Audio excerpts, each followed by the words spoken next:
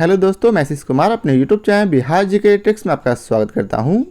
आज हम लोग एसपीडी के रेलवे सामान्य विज्ञान के अंतर्गत प्रैक्टिस सेट 97 के सभी प्रश्नों को इस वीडियो में पढ़ेंगे। तो यदि आप लोगों ने अब तक हमारा channel Bihar GK tricks subscribe नहीं किया है तो इसे सब्सक्राइब कर लें, साथ ही बेल आइकन को जरूर दबाएं। तो आइए वीडियो को स्टार्ट करते हैं। तो आज का पहला प्रश्न है, बल गुणनफल है किसका? तो बल जो है वह द्रव्यमान और त्वरण का गुणनफल है। अगला प्रश्न है, निम्नलिखित में कौन सी राशि सदिश नहीं है? तो इसका उत्तर है आयतन। आयतन जो है वह अदिश राशि है। बाकी यह तीनों अर्थात विस्थापन, वेग और बल, ये तीनों जो है वह सदिश राशियां हैं। अगला प्रश्न है, 1 किलोमीटर दूरी का तात्पर्य क्या है?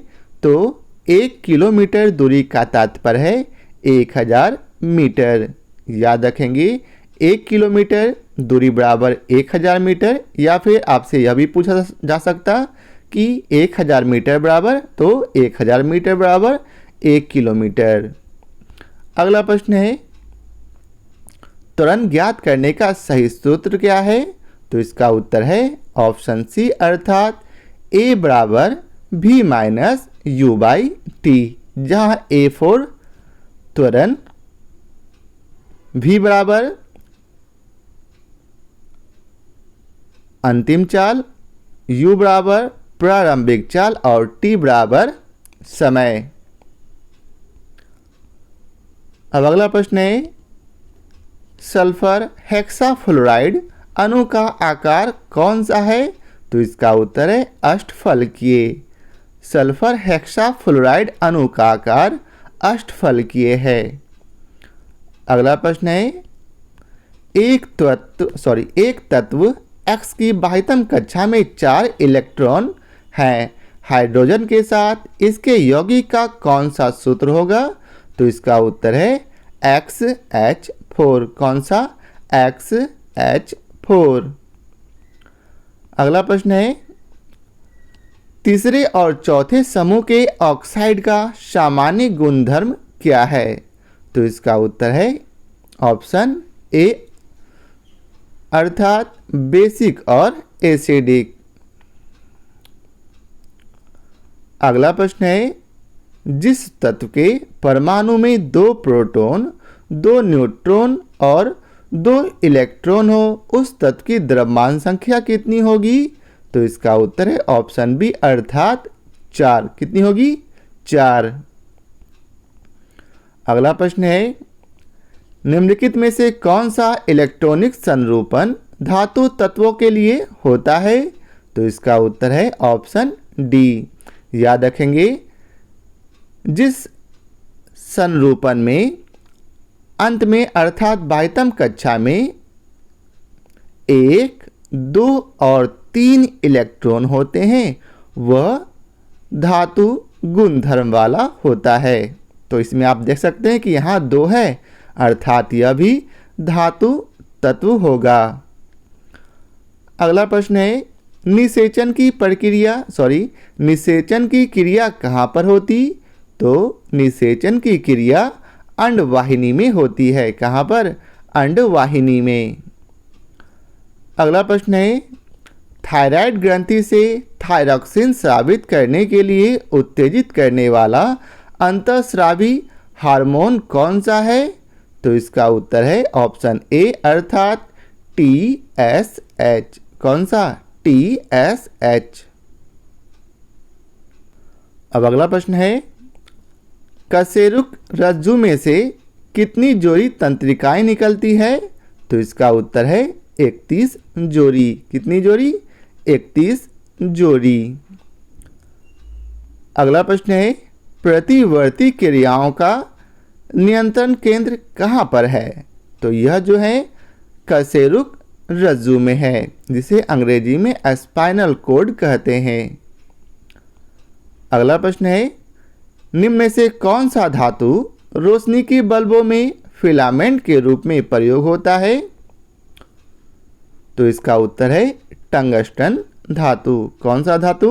टंगस्टन धातु।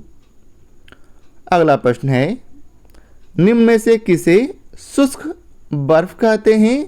तो इसका उत्तर है ठोस कार्बन डाइऑक्साइड को। किसे? ठोस कार्बन डाइऑक्साइड को। अगला प्रश्न है निम्न धातुओं में से कौन सामान्य ताप पर द्रव है? तो इसका उत्तर है ऑप्शन बी अर्थात पारा। पारा धातु जो है वह सामान्य ताप अर्थात सामान्य टेम्परेचर पर द्रव के रूप में अर्थात लिक्विड के रूप में मौजूद होता है। अगला प्रश्न है सौर ऊर्जा निम्न में से किससे प्राप्त होता है? तो आप सभी लोग जानते होंगे सौर ऊर्जा जो है वह सूर्य से प्राप्त होता है। किससे? सूर्य से। अगला प्रश्न है निम्न में से कौन सी धातु अर्धचालक के रूप में ट्रांजिस्टर में प्रयोग होता है? तो इसका उत्तर है ऑप्शन बी अर्थात जर्मेनियम। जर्मेनियम धातु जो है वह अर्धचालक के रूप में ट्रांजिस्टर में प्रयोग होता है। अगला प्रश्न है टरबाइन एवं डायनेमो से बिजली प्राप्त करने में किस ऊर्जा को विद्युत ऊर्जा में परिवर्तित करते हैं? तो इसका उत्तर है मैकेनिकल ऊर्जा को विद्युत ऊर्जा में। याद रखेंगे टरबाइन हो या फिर डायनेमो हो, इन दोनों से यदि जब हम लोग बिजली प्राप्त करते हैं तब हमें मैकेनिकल एनर्जी को इलेक्ट्रिक एनर्जी में बदलते हैं। अगला प्रश्न है कलपक्कम एटॉमिक पावर प्लांट में किस ईंधन का प्रयोग होता है? तो इसका उत्तर है थोरियम का। किसका? थोरियम का। अगला प्रश्न है निम्न में से सबसे सख्त अर्थात कठोर कौन है? तो निम्न में से सबसे सख्त अर्थात कठोर हीरा है। कौन सा? हीरा अर्थात डायमंड। अगला प्रश्न है ठोस कपूर से कपूर बनाने की प्रक्रिया अर्थात प्रोसेस को क्या कहते हैं? तो इसे हम लोग ऊर्ध्वपातन कहते हैं। क्या कहते हैं? ऊर्ध्वपातन। अगला प्रश्न है निम्न पदार्थों में से कौन सा पदार्थ खाने की वस्तुओं के परिरक्षण में प्रयोग होता है? तो इसका उत्तर है सोडियम बेंजोएट। सोडियम बेंजोएट का प्रयोग हम लोग खाने की वस्तुओं को बचाने के लिए करते हैं। अब अगला प्रश्न है डॉक्टर द्वारा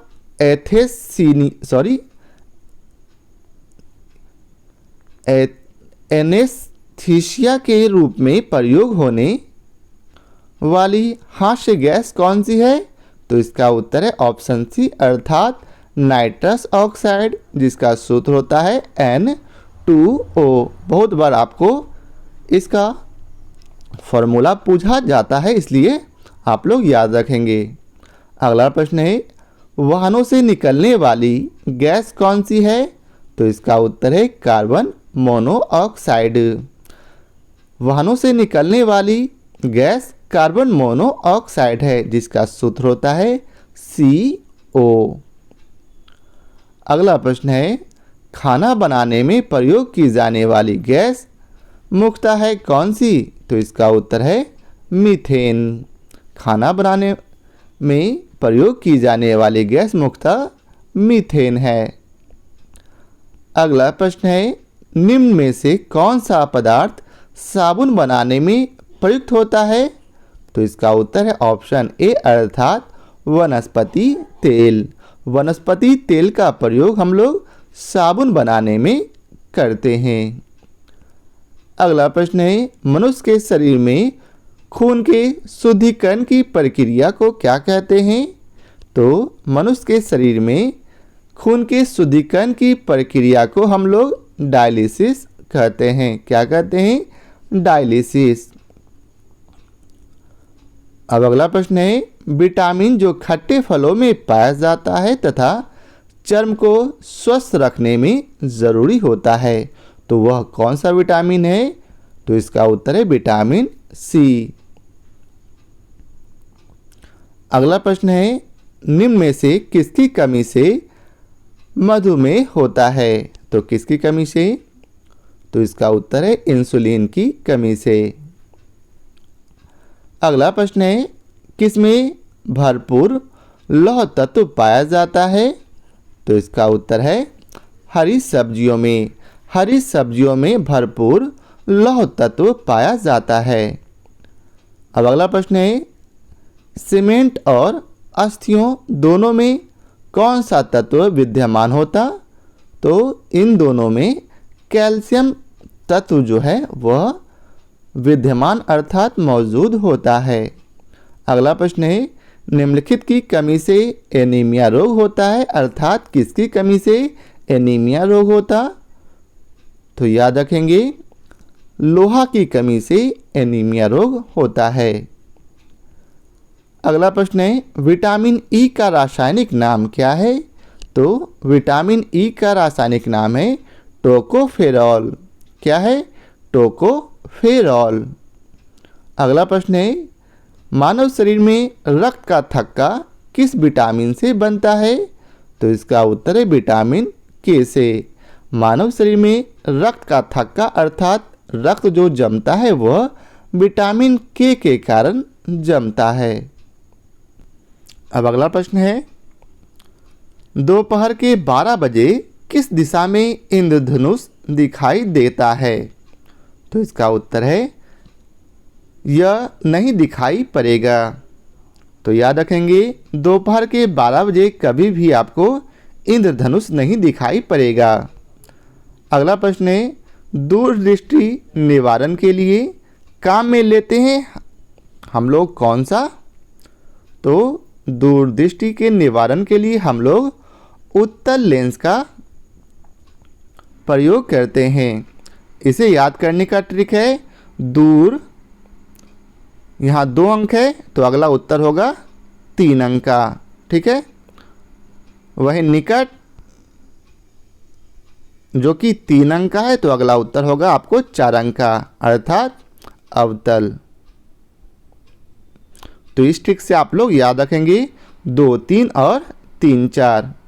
अगला प्रश्न है, फ्यूज का सिद्धांत क्या है? तो फ्यूज का सिद्धांत है विद्युत का ऊष्मीय प्रभाव। अगला प्रश्न है, प्रकाश का शून्यावकाश में वेग अनुमानित है कितना? तो इसका उत्तर है 3 × 10⁸ मीटर पर सेकेंड, अर्थात प्रकाश की चाल शून्य में कितनी होगी? तो 3 × 10⁸ मीटर प्रति सेकेंड। अगला प्रश्न है, धोने के सोडे का रासायनिक सूत्र क्या है? तो धोने के सोडे का रासायनिक सूत्र है Na2CO3। क्या है? Na2CO3। अगला प्रश्न है, शुष्क बर्फ है तो शुष्क बर्फ का सूत्र क्या है? तो इसे मैंने आपको पहले भी बताया, ठोस कार्बन डाइऑक्साइड। शुष्क बर्फ जो है हम लोग किसे कहते हैं?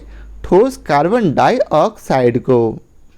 अगला प्रश्न है, रासायनिक उद्योग में कौन सा तेजाब मूल रासायनिक माना जाता है?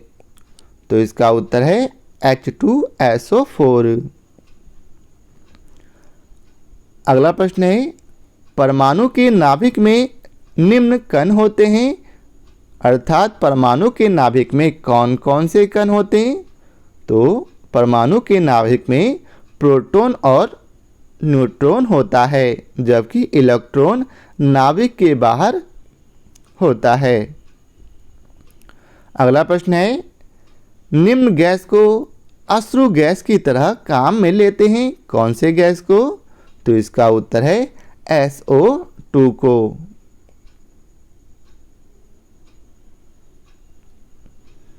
अगला प्रश्न है, किस धातु से बनाया हवाई जहाज तथा रेल डिब्बे में पुर्जे के काम में लिया जाता है? तो इसका उत्तर है एल्युमिनियम धातु से। अगला प्रश्न है, आंतों में रोग के निदान में किन किरणों का उपयोग किया जाता? तो इसका उत्तर है एक्स किरणों का।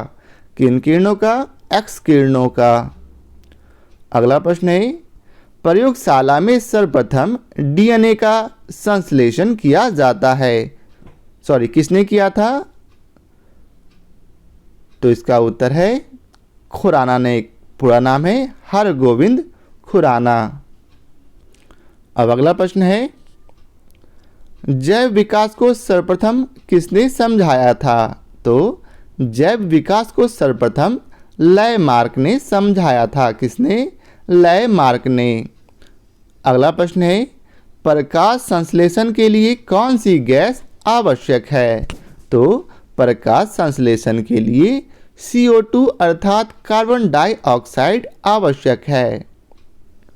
अगला प्रश्न है, निम्न रक्त वर्ग सार्वत्रिक दाता है, अर्थात वह कौन सा वर्ग है जो सबको दे सकता है अपना खून? तो इसका उत्तर है O। अगला प्रश्न है, पुरुष जीन संघटक होता है? तो इसका उत्तर है XY। अगला प्रश्न है, प्रकाश संश्लेषण होता है, कब होता है प्रकाश संश्लेषण? तो प्रकाश संश्लेषण केवल दिन में होता है। अगला प्रश्न है, प्रकाश विकिरण की प्रकृति होती है, तो यह कैसी प्रकृति होती? तो इसका उत्तर है तरंग एवं कण के समान। अगला प्रश्न है, सूर्य के प्रकाश को धरती की सतह पर पहुंचने में लगने वाला समय लगभग कितना होता? तो लगभग 8.3 मिनट होता है। कितना लगता? 8.3 मिनट। अगला प्रश्न है, ध्वनि का वायु वेग अनुमानित कितना है? तो इसका उत्तर है ऑप्शन बी अर्थात 332 मीटर प्रति सेकेंड। अगला प्रश्न है, पानी का घनत्व अधिकतम होता है किस पर? तो पानी का घनत्व जो है वह अधिकतम 4 डिग्री सेल्सियस पर होता है। अगला प्रश्न है, सर सीवी रमन को भौतिकी का नोबेल पुरस्कार प्राप्त हुआ था, कब प्राप्त हुआ था? तो 1930 में। अगला प्रश्न है, दूध उदाहरण है एक किसका? तो दूध जो है वह इमल्सन का उदाहरण है। किसका? इमल्सन का। अगला प्रश्न है, एक पिकोग्राम बराबर होता है किसके? तो इसका उत्तर है 10⁻⁻12 ग्राम के। एक पिकोग्राम 10⁻⁻12 ग्राम के बराबर होता है। अगला प्रश्न है, स्टील की कठोरता प्राप्त करने के लिए बढ़ाई जाती है किसकी मात्रा? तो इसका उत्तर है क्रोमियम की मात्रा। स्टील की कठोरता प्राप्त करने के लिए हम लोग क्रोमियम की मात्रा को बढ़ाते हैं। अगला प्रश्न है, घरेलू LPG सिलेंडरों में दाब मापक नहीं प्रदान किए जाते हैं, ऐसा क्यों? तो इसका उत्तर है ये LPG द्वारा चोक हो जाते हैं जिस कारण। अगला प्रश्न है, क्रोमेटोग्राफी की तकनीक का प्रयोग होता है किसमें? तो इसका उत्तर है रंगीन पदार्थों के प्रभाव आसवन में। अगला प्रश्न है, निम्नलिखित में कौन सा अम्ल सिरके में उपस्थित होता है? तो कौन सा अम्ल? याद रखेंगे एसिटिक अम्ल। अगला प्रश्न है, प्लास्टर ऑफ पेरिस का सूत्र क्या है? तो प्लास्टर ऑफ पेरिस का सूत्र है CaSO4 H2O। अगला प्रश्न है, निम्नलिखित में से किसमें कार्बन नहीं होता? तो इसका उत्तर है इनमें से कोई नहीं, क्योंकि इन सबों में कार्बन है। अगला प्रश्न है, सूर्य पर ऊर्जा का निर्माण होता है किसके द्वारा? तो सूर्य पर ऊर्जा का निर्माण नाभिकीय संलयन के द्वारा होता है। किसके द्वारा?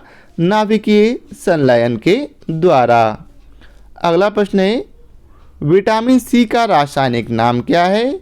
तो विटामिन सी का रासायनिक नाम है एस्कॉर्बिक अम्ल। कौन सा? एस्कॉर्बिक अम्ल। अगला प्रश्न है, निम्नलिखित में से किस खनिज द्वारा लोहा प्राप्त किया जाता है? तो इसका उत्तर है हेमेटाइट के द्वारा। किसके द्वारा? हेमेटाइट के द्वारा। अब अगला प्रश्न है, एक कार बैटरी में प्रयुक्त विद्युत अपघट्ट होता है कौन सा? तो इसका उत्तर है सल्फ्यूरिक अम्ल का। सल्फ्यूरिक अम्ल का प्रयोग एक कार बैटरी में विद्युत अपघट्ट के रूप में होता है। अब अगला प्रश्न है, यदि किसी ऐनक के लेंसों की शक्ति +2 डायोप्टर हो तो इसकी फोकस दूरी होगी कितनी होगी? तो इसका उत्तर है 50 सेंटीमीटर। अब अगला प्रश्न है, 100 वाट का बिजली का बल्ब यदि 10 घंटे जले तो बिजली का खर्च कितना होगा? तो इसका उत्तर है 1 इकाई अर्थात 1 यूनिट। तो यह था आज के वीडियो का आखिरी प्रश्न। आशा करता हूँ आप लोगों को हमारी यह वीडियो पसंद आया हो। यदि आप लोगों को हमारी यह वीडियो पसंद आया हो तो इसे लाइक और शेयर ज़रूर करें। तो आज के लिए बहुत बहुत धन्यवाद।